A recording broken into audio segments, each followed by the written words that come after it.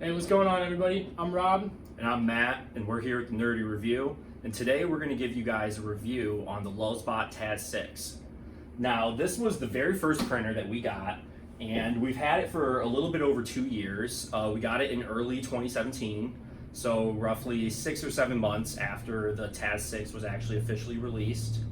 A couple of the reasons that we decided to buy this printer was, the main reason is the auto leveling, the touching the four corners. When we bought this printer, it was the only printer on the market that had auto leveling. And you know, from doing my research beforehand, like it really seemed like auto leveling was an important thing and that it would be a very helpful feature. And how'd that turn out? It turned out to be super true. Yeah. And it's problematic with cheap printers today without auto bed leveling. Yeah, very important feature, but we actually had to fix our bed leveling, and a lot of Taz owners say the same thing. Because if your frame isn't perpendicular to itself, then basically what happens is when it touches all the corners and it like does its leveling, it'll end up having like one side higher and one side lower, and then when it goes to the other side, the side that was high will go low and the side that was low will go high. And so many owners of Taz's have had this problem. I mean, the main way to fix it is just to re-square your frame, which means to, you know, start loosening a bunch of screws and try to get everything tight and square again. But that's not friendly for everybody. And like the Taz is supposed to be a pre-assembled printer. Like, you know, one of the main marketing points is that you don't have to do all those fancy, you know, calibrating the squareness of your frame and the tightness of the belts, you know, like that's one of the reasons you buy it pre-assembled. So I think it loses some points there. And to fix our bed leveling, we had to put 2 business cards underneath that back left corner. And for some reason it works flawlessly with that. Yeah, I actually got that from somebody online on some forum, did that, and it worked for me as well. Another issue that drove me crazy with the bed leveling was how the nozzle touches and squares off with each corner of the plate. Oh, are you talking about the conductive probing? Yeah. This nozzle's like pretty hard to keep clean in my opinion. I was wiping it every single print after. Okay, can we talk about that though? Like, we have other printers. True. Do you clean the Prusa's nozzles? Never. Why does this one get so dirty? I'm like not kidding when I say it gets so dirty. Could be our own Z offset or... Yeah, maybe we're not good. I don't know. There could be a multitude of reasons. You know, we're not good with this, but we're good with all of our other printers. And then my last complaint story about the bed leveling is how long it takes.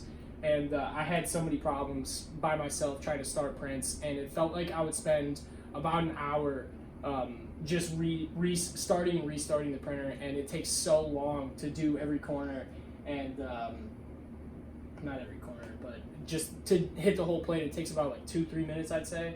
Yeah, and then it has to warm up after that. Yeah. Which compared to other printers, which like preheat before you start, like the Prusa preheats before the probing process. But you can't be completely preheated on the Taz, because if any filament seeps out of the nozzle and it touches these plates, it will give a bad reading and you won't be able to print.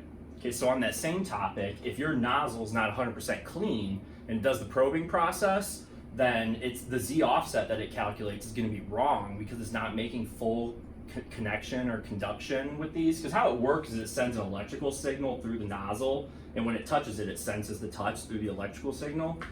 And you know, if you have any plastic on the tip of the nozzle, it blocks that. And then if you have plastic, once it does that, the nozzle ends up way too close to the bed, and like if you do it wrong, it'll literally just scrape across the bed and Yeah, that's freak true. out and hit the off button. We have scratches all over the bed, and also we had to lower our probing temperature because a tiny little piece of plastic would seep out every single time, and it took me a little bit to figure out what was going on, but we just had to lower it 10 degrees and it ended up working all right. What else do we got? Oh, the spool holder. This is actually one of my bigger gripes. I don't even know at this point if we're doing it right, because I've seen so many different Taz users on Reddit and like different places just literally have their spool.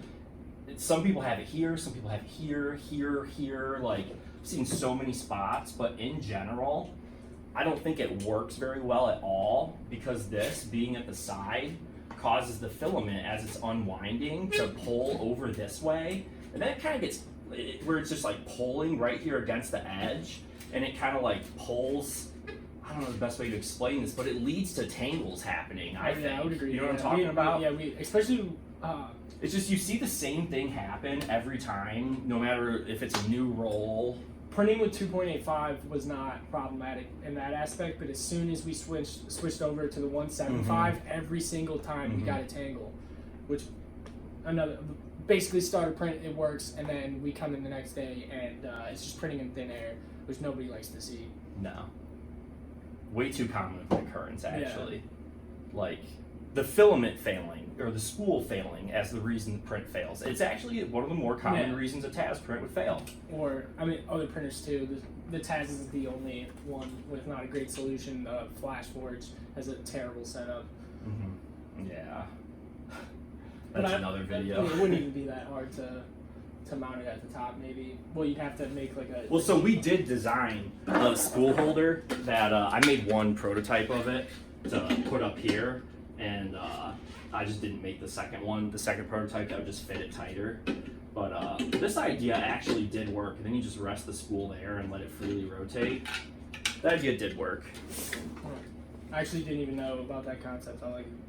Actually, we should mention to everybody too, the reason we're doing this video right now is because we just sold our Taz 6 on Craigslist. And interestingly enough, we sold it like the same day that the new one got announced? Oh yeah, that was funny. Wasn't it? Like, we literally listed it on eBay and then they announced the new one. So perfect timing. The next day. Yeah. Who knows if the guy who bought it even knew about the new one getting released. So let's talk about the new one. The new one has the same bed leveling. I'm pretty sure, right? I think it does. I hope it doesn't.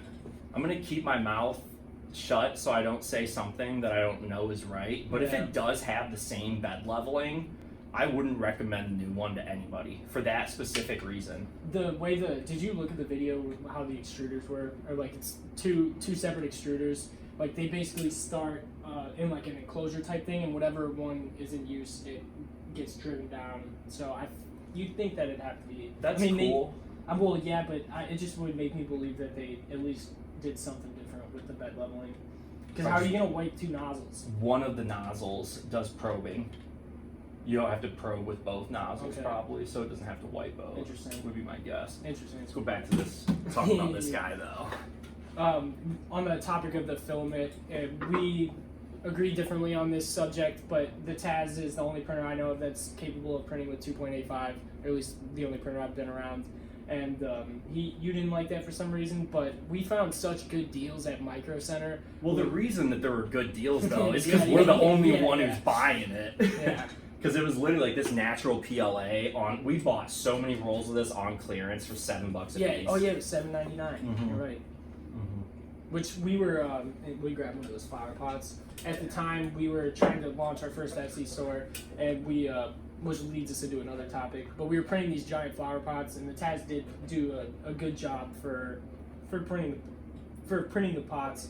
But the one thing that we took into account is we had to finish them with a paint because the layer lines were just so definite, and you could tell that it was 3D printed. Yeah. Which is a difference between this and the Prusa. Yeah, it was like what's the best way? Let's show a couple of these. So we got just to kind of show you. I don't know how well.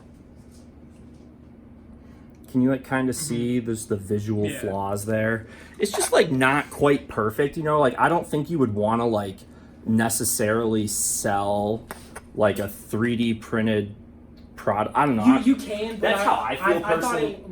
I'm an an advocate of quality. I thought it lost a touch of class and quality with that definite of layer lines. And now we're actually, you might have mentioned it already, but we sold this and we're exchanging it. We're going to buy 2 Prusas with it because we're able to just print a product and then sell it without finishing. And let's tell them the conclusion that we came to when we decided to list this is that we would rather have one Prusa than this Taz. Yeah. For so many reasons we can't even talk about it in just this video. Because we were only using this for functional prints like paper towel holders or just like stuff for around the shop or prototypes that... Something where the visual quality of it isn't as important, you know? Like I definitely wouldn't print something with Taz that I was going to leave on my kitchen counter, you know? Or just, you know, something I'd leave around the home. it just wouldn't look as good as like a Prusa, or even my Ender 3 looks a million times better. I gotta be honest. I mean, the Ender 3's got some other issues, but the prints that you gave me that dog, and it looked really great, and I'll edit that in and show people the dog. But the flimsiness, at least the Taz is capable of printing functional, durable pieces. Yeah, it is. It's direct drive. The extruder's direct drive extruder. Ooh, the noise. We've never had clogged nozzles on this.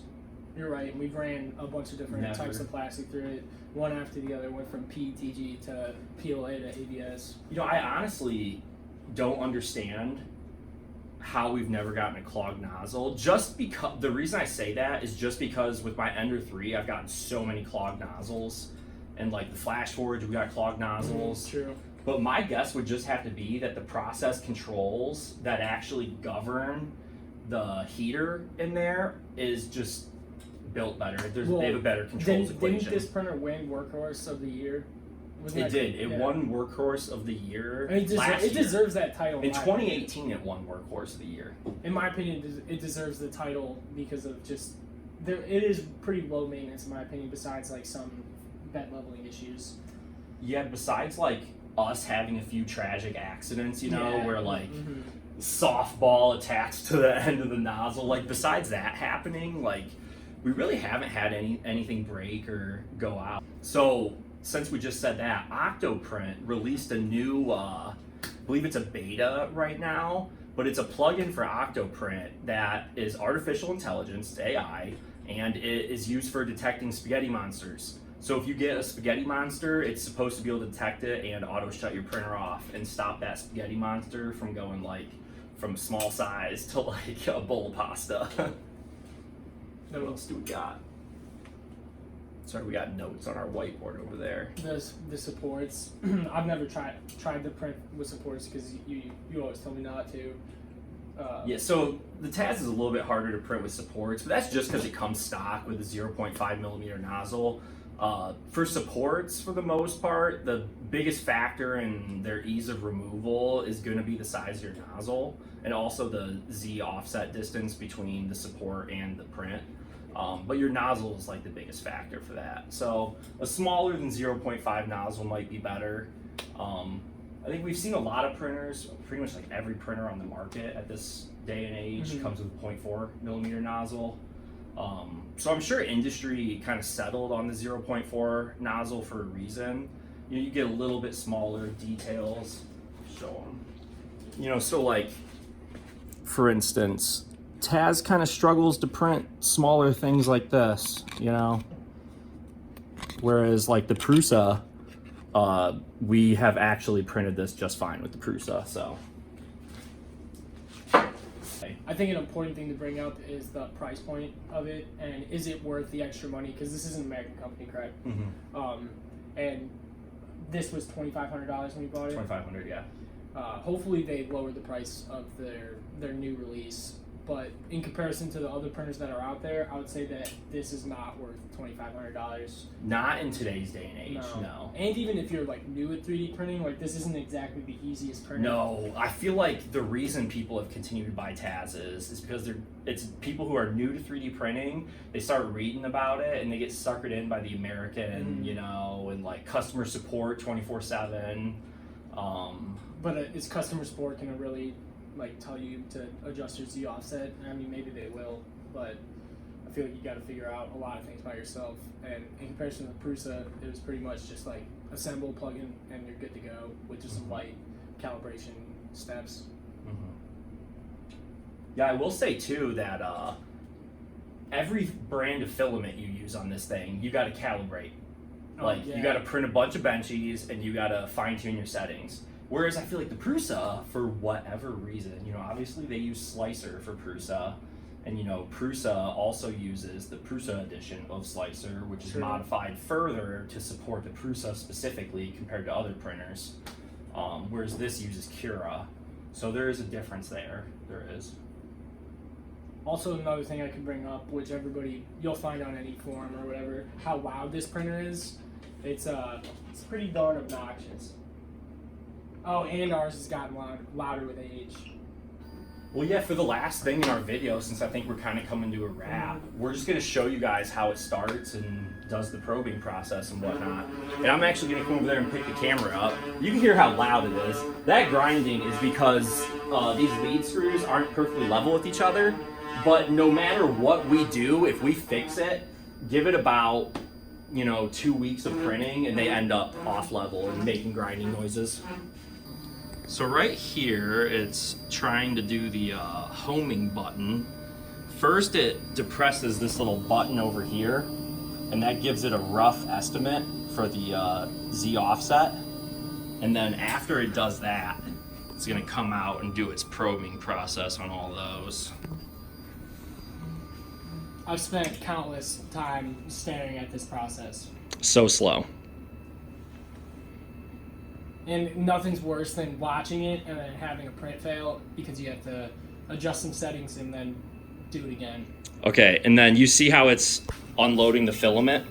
If your print fails and you go to start it again, like the next print, it's gonna try to unload filament again, and it just like ends up being like too unloaded and then under extruding at the start. Yeah, also, like even though it's not supposed to. Sometimes for random filament, I swear it unloads too much because then for the first couple seconds, there's no purge at all. Yeah, so I will say too, we still have like all the original 3D printed parts. The only thing that we've had to replace is this one little piece right here. Everything else is still all the originals. Huh. Dude, I'm so glad that just happened, because that's happened. We've come to the Taz literally having a snapped filament and we don't know why. And I've never seen this happen in person. I think that's also a thing with the 2.85. It makes it a little easier to snap. Maybe. Or that's just an old roll. Not even, I mean, it could have been in Micro Center forever because it was on clearance. But also they have it sealed and dehumidified because they come with those silica packets.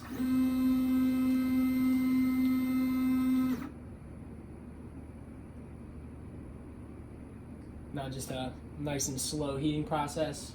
It's faster than the Flash Forge, I'll give you that for sure. But nothing beats the speed of the Prusa, and I feel like I should be wearing a Prusa advertisement on my face or something. Yeah, same. I'm such an advocate, but same. It just really made things a lot more simple and possible, I would say, for our online sales. Oh, and also, do we have any tweezers in here? Oh my gosh, you're right. No, just get show close. them. Yeah. So this, you gotta like. So do you see that little strand of filament on the end right there? If you do not grab that with tweezers, your print will most likely fail. And it was supposed to extrude there. Well, I guess our roll of filament snapped. But yeah, that's also another thing, because if you miss that initial grab of that filament, then you just wasted basically 3 minutes of your time and you have to restart because you missed with the tweezers. Or you can knock the extruder and knock it out of alignment, and then either way, in rough shape. Well, guys, I think we're getting close to our time limit. So at this point, say peace out. Hope you enjoyed our first duo video with the two of us in the same video at the same time. There's many more to come now. If you liked it, give us a subscribe. We're trying to get to 1,000, and we're still pretty far. Thanks, guys.